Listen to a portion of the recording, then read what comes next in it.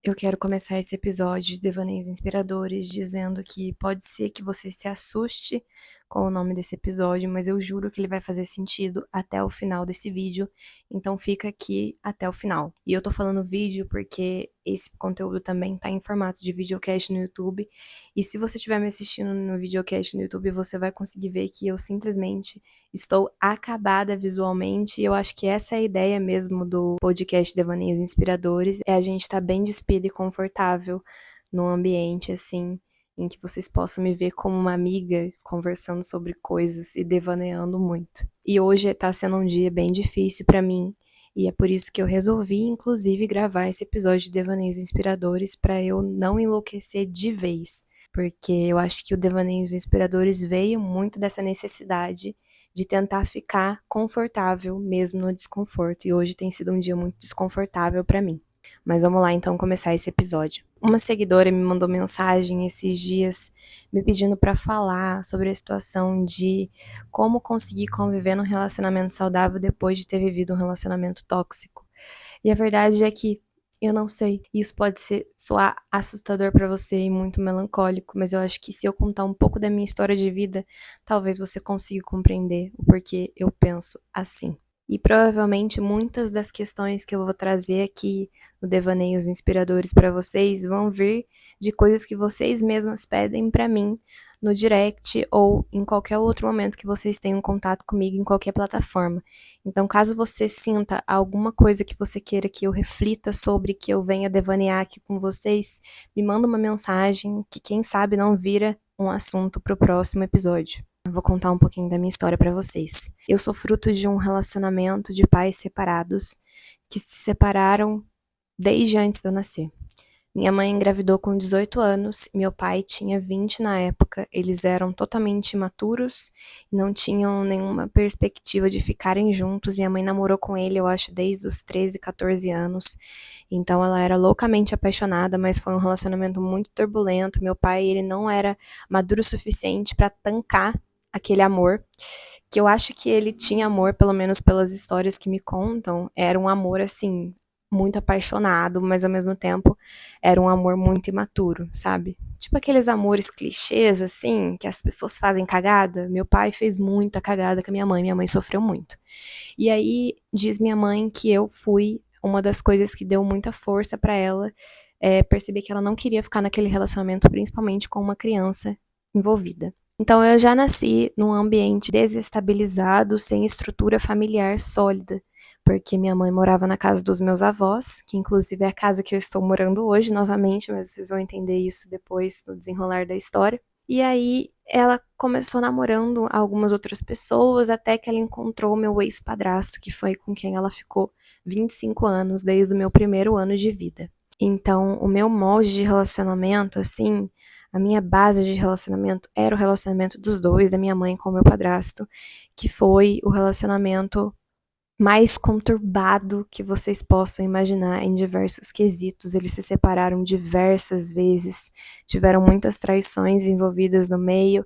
Então, eu vivi um ambiente muito hostil de relacionamento, inclusive dos meus avós, porque meus avós também eram separados e moravam na mesma casa. E eu cresci não tendo referências de relacionamentos entre homem e mulher. E isso foi muito difícil para mim, porque eu acho que é um dos fatores que não me faz conseguir enxergar uma possibilidade de viver um relacionamento saudável e por conta também das minhas experiências. Ano passado, minha mãe se separou, meu ex-padrasto. A gente morou na casa com ele, que eles construíram juntos, acho que uns 10 anos. E aí, inclusive, foi um período muito difícil para mim, porque lá era o meu lar, era a minha casa. E ter que voltar para casa da minha avó, que meu avô faleceu faz 3 anos, se eu não me engano, foi muito difícil, porque eu saí daqui com uma vontade ansiosa, uma vontade que transbordava de ter o meu próprio espaço. E voltar para cá seria regredir. Fora a pandemia também que me fez sair da onde eu morava, que era Uberaba, e voltar para cá. Mas é só para dar um panorama geral e agora eu vou falar sobre as minhas relações específicas, meus relacionamentos. Eu comecei a me relacionar com 13 anos, eu era muito nova, e eu acho que por conta daquele ideal de relacionamento que eu pintava na minha cabeça, que como eu não tinha, talvez eu quisesse eu mesmo lutar por um relacionamento que fosse meu e que fosse a minha referência. É muito engraçado lembrar que quando eu era criança, as pessoas me perguntavam o que eu queria ser quando eu crescesse. E eu não respondia as opções que todas as crianças normais respondiam, tipo médica, advogada, astronauta. Eu respondia que eu queria casar, porque eu acho que como eu não tinha isso, me fazia tanta falta ter uma referência de relacionamento. Esse era o meu molde. Inclusive, eu acho que foi uma das causas de eu ter me tornado uma jovem adulta tão perdida que eu não sabia o que eu realmente queria da minha vida. Eu demorei pra descobrir, mas isso é um outro assunto. E aí eu fui me relacionando com diversos garotos ao longo da minha infância, da minha adolescência e jovem adulta também. E nenhum desses relacionamentos, meus amigos, foram bons, assim.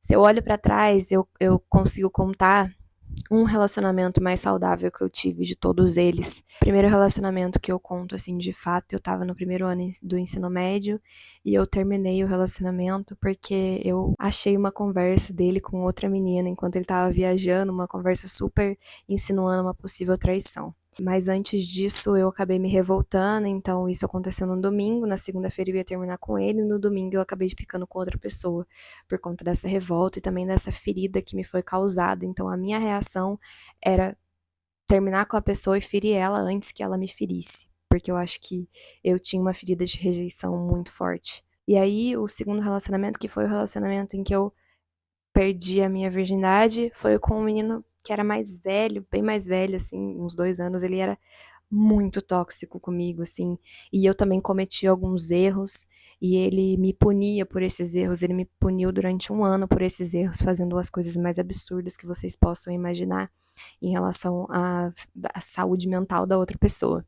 E aí terminei esse relacionamento e tive o relacionamento que eu considero um dos mais saudáveis, que eu fiquei 2 anos e meio e a gente era imaturo, mas a gente, ao mesmo tempo que a gente não tinha essa maturidade para ter um diálogo, que eu vejo que foi um dos problemas reais do relacionamento.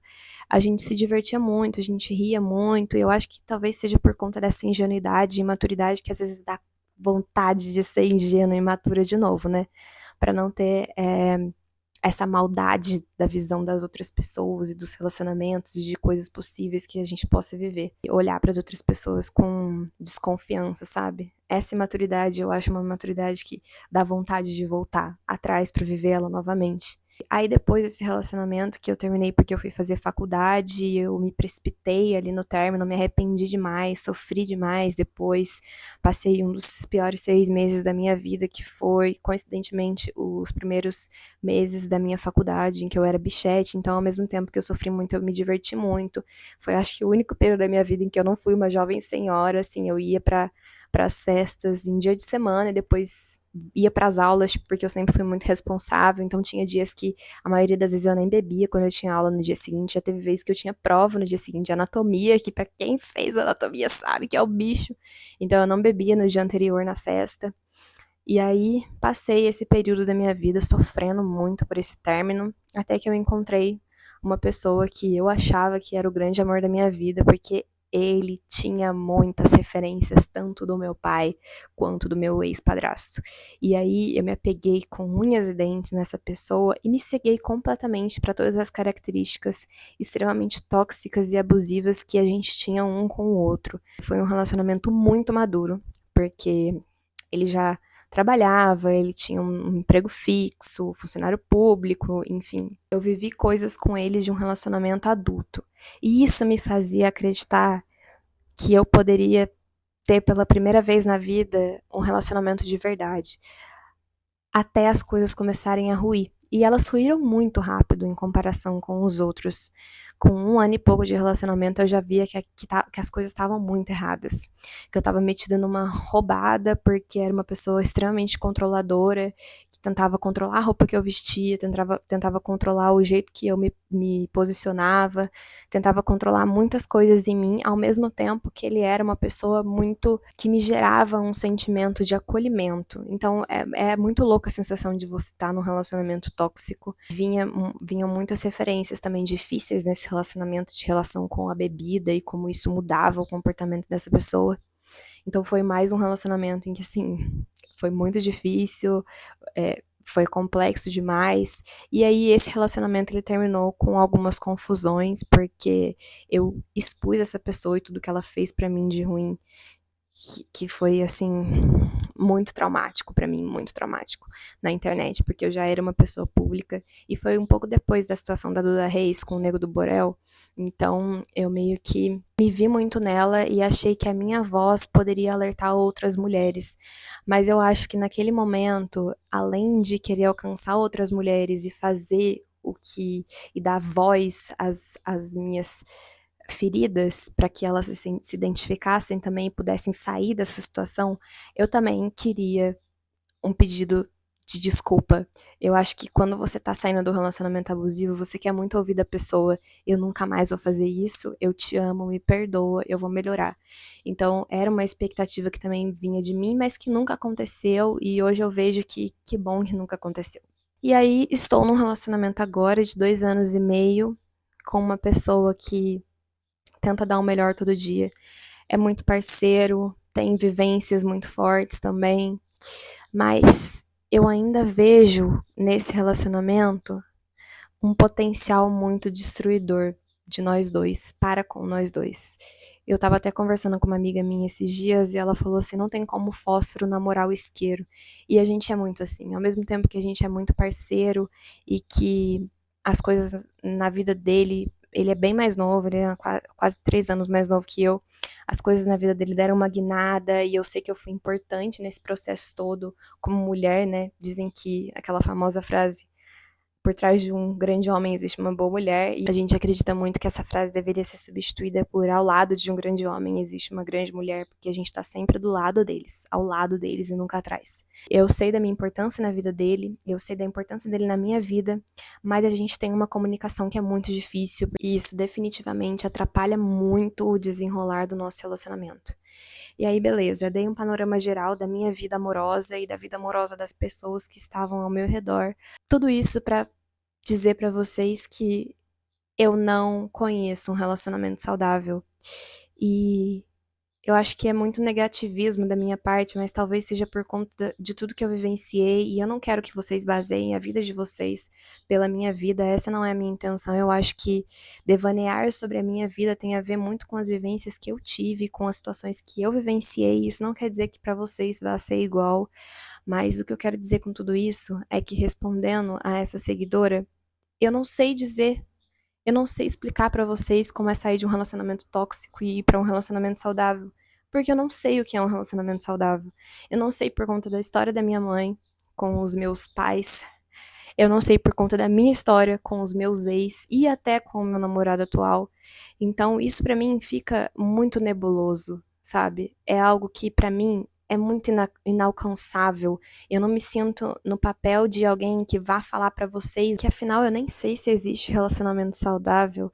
E quanto mais eu passo por relacionamentos, mais eu leio sobre relacionamentos, mais eu vejo quantos relacionamentos humanos são complexos, não só os amorosos, me fazem refletir. A ilusão da gente acreditar que talvez um dia seja possível a gente viver um relacionamento saudável. Quanto mais eu penso sobre esse assunto, mais a essa conclusão eu chego, porque afinal somos seres humanos, temos nossos defeitos, as nossas falhas, as nossas toxicidades. Eu acho que todo mundo é tóxico em algum ponto, todo mundo tem algo a ser melhorado. E pra mim é muito irreal, assim, é muito ilusório acreditar que eu vá ter algum relacionamento saudável. E eu acho que lá no fundo, ao falar isso, eu rezo pra que em algum momento da minha vida eu sinta de verdade essa experiência de estar com alguém que eu olhe e eu fale, caralho, eu tava errada, e eu estava errada, é possível ter sim um relacionamento saudável de carne e osso, e não só de alma, que eu acredito que quando a gente for embora daqui, desse mundo em que nós estamos de carne e osso e vivenciar um amor incondicional e não humano.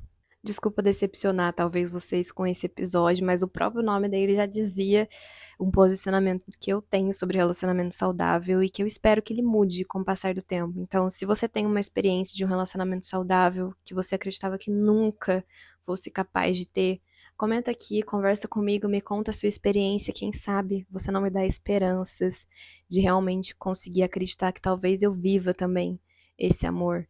Para a seguidora que mandou aquela mensagem, eu espero que você aprenda e que seu relacionamento seja muito, muito saudável e muito diferente do relacionamento tóxico que você teve, assim como o meu é hoje em dia. Muito diferente dos relacionamentos tóxicos que eu tive, mas com as suas respectivas toxicidades que são próprias do ser humano mesmo. Eu espero que vocês tenham gostado desse episódio, nada clichê, com uma experiência de vida, um posicionamento e um olhar diferente pro amor, sem aquela romantização e sem aquele clichê, aquela esperança de um final feliz, porque eu ainda não tive meu final feliz. Então, caso algum dia, em algum outro momento, com alguma outra experiência, eu tenha um final feliz, vocês podem ter certeza que um episódio vai ser só sobre isso, só sobre como a minha relação com o olhar do amor mudou. Na verdade, gente, eu tenho um relacionamento que ele não é tóxico e que ele é o mais puro de todos por enquanto, que é com a minha cachorra Kiki. Se você tá vendo o videocast no YouTube, você tá vendo ela. E é isso. Eu espero que vocês se sintam inspiradas a refletir sobre isso e que vocês não tenham a mesma experiência que eu ou tenham e reflitam sobre ela também. Beijos, até o próximo episódio.